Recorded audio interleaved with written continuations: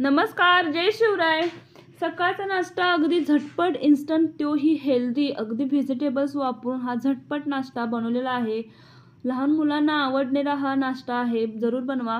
त्यासाठी इथे मी घेतलेले आहे 1 वाटी रवा, अर्धी वाटी दही, अगदी खट्टा असेल तरी चालेल. थोडंसं पाणी घालायचं आणि हे मिक्स करून घ्यायचं. अगदी 5 ते 10 मिनिटासाठी आपण हे रेस्टसाठी ठेवायचं. अगदी आपले व्हेजिटेबल कट होईस तोपर्यंत सुजी आपली छान फुलते.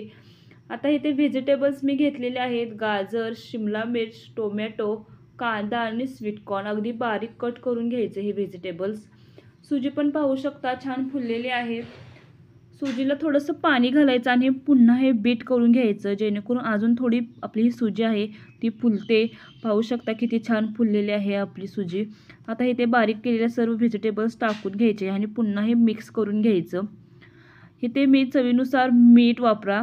त्याचप्रमाणे अगदी अर्धा चम्मच गरम मसाला आणि अर्धा चम्मच खायचा सोडा हे पुन्हा सर्व घालून मिक्स करून घ्यायचं. थोडंसं बीट करायचं. आता इथे आप्याच्या पॅनला थोडंसं तेल लावा आणि आपण जे मिश्रण केलं होतं ते अगदी सर्व घालून घ्यायचं.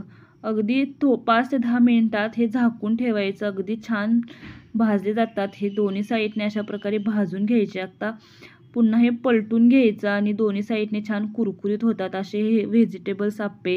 अगदी इन्स्टंट आणि हेल्दी नाश्ता आहे. लहान मुलांना जरूर करून द्या.